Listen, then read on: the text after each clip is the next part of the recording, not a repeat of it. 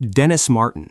It was Father's Day weekend in 1969, and the Great Smoky Mountains were thick with life.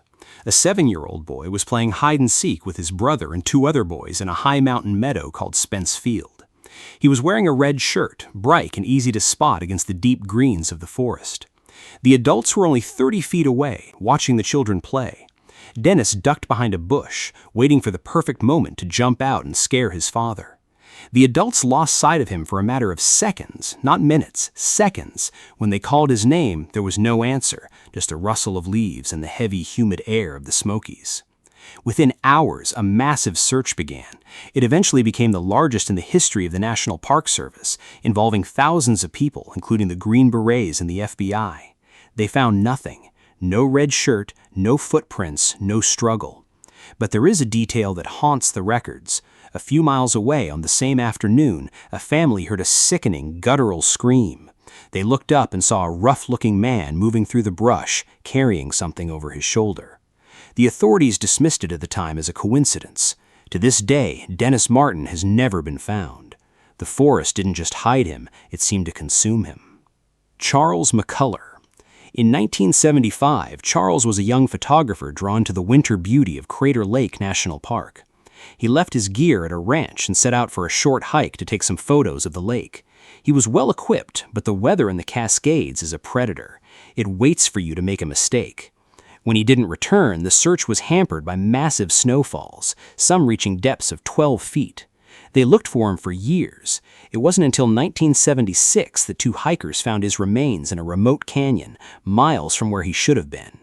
But the scene was impossible. His jeans were standing up as if he had melted out of them.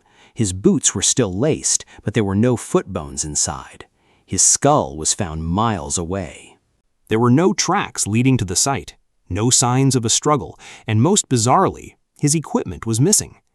To get to that canyon in the winter, Charles would have had to travel through snow so deep it would have been like swimming through cement. He was found in a place no human should have been able to reach on foot. It's as if he was transported to a spot where he was never meant to be found. Stacy Aris, Yosemite, 1981. Stacy was a 14-year-old girl on a trip with her father and a group of others at the Sunrise High Sierra Camp. She wanted to walk a short distance to a nearby lake to take some photographs. An elderly man from the group sat on a rock and watched her walk down the trail. He was the last person to see her. She walked behind a cluster of trees just a few yards from the trail and never came out the other side. The search was immediate and exhaustive. Yosemite is rugged, but this was a contained area. They found her camera lens cap on the ground, but nothing else. No footprints, no clothing, no blood. Bloodhounds were brought in, and they picked up a scent that led to a specific spot in the woods and then simply stopped. It was as if she had been lifted off the earth. Decades later, FOIA requests for the case files were denied by the National Park Service, citing that the release of the information would interfere with enforcement proceedings, even though there has never been a suspect or a body found. The mystery of Stacy Aris is a door that the Park Service has chosen to keep locked. Trini Gibson. She was 16 years old, hiking with a school group on the Andrews Bald Trail in the Great Smoky Mountains in 1976. There were 40 students and several teachers. They were spread out in a line, with Trini walking somewhere in the middle. The group was moving at a steady pace. At one point, a student turned around to speak to her, and she was gone. She had been there moments before. The trail was narrow, flanked by dense brush on both sides. There was nowhere to go. The group stopped immediately. They searched the immediate area, screaming her name. Nothing. No response. No sound of someone moving through the trees. The subsequent search involved helicopters, thermal imaging, and hundreds of volunteers. They found zero evidence that she had ever been there. No hair, no fibers from her clothes, no disturbed dirt.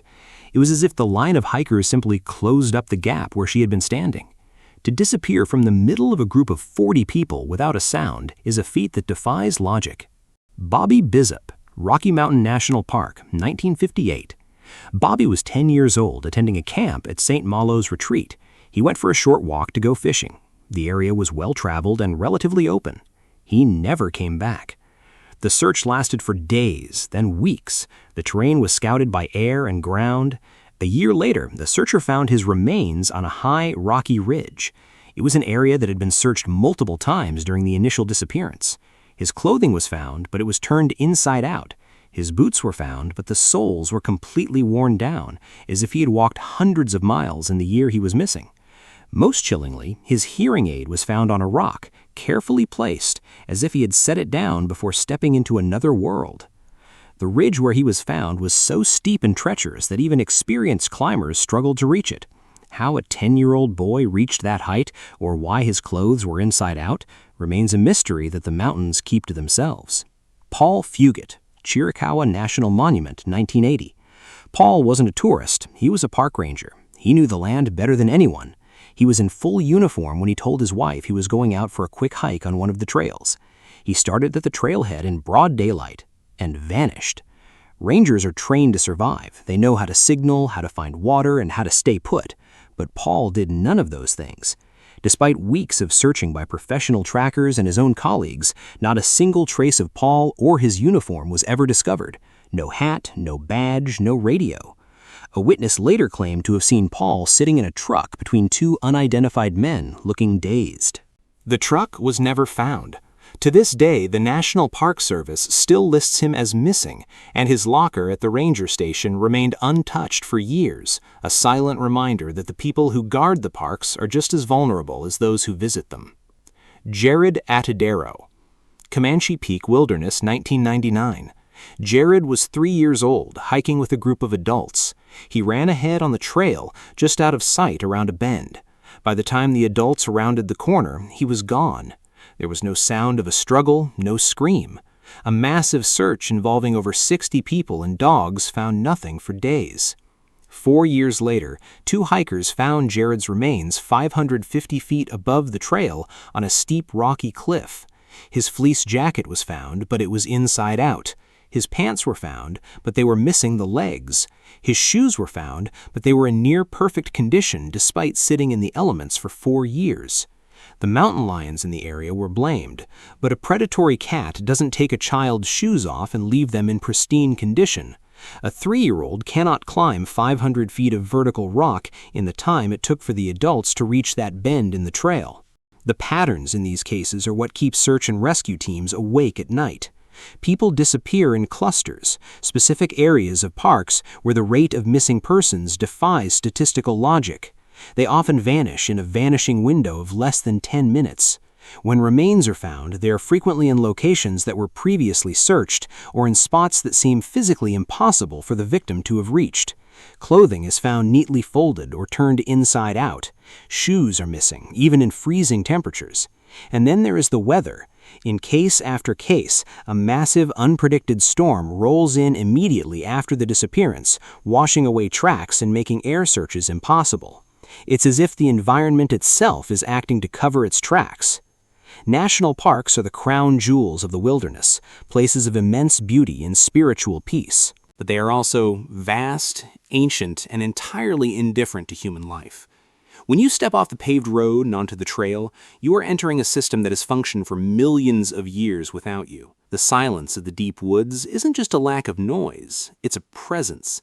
It's the sound of the world, watching. We like to think that with our GPS, our satellite phones, and our high-tech gear, we are safe.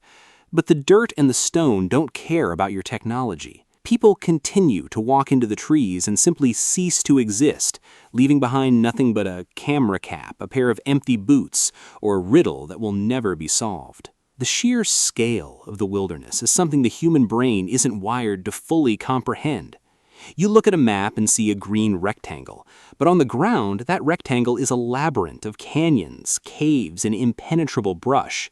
There are places in the American West where a body could lie 10 feet from a trail for 100 years and never be found. But that doesn't explain the shoes. It doesn't explain the inside-out clothes. It points to a breakdown of logic, a moment where the rules of the world we know stop applying. When you look at the statistics, the numbers are jarring. Thousands of people go missing on public lands every year. Most are found within 48 hours, lost or injured but alive. But there is a percentage that stays gone, the unresolved. These are the ones that don't fit the profile. They aren't the elderly or the inexperienced. They're often fit, healthy, and familiar with the outdoors. They disappear in high-traffic areas, often within sight of others, and the official response is often a wall of silence. The government keeps no central database of people who have gone missing in the national parks. If you want that information, you have to dig for it, case by case, through old newspapers and archives. It's a quiet epidemic, happening in the places where we go to find ourselves, only to realize how easy it is to be lost forever. You are only a visitor in the wild, and sometimes the wild decides you aren't leaving.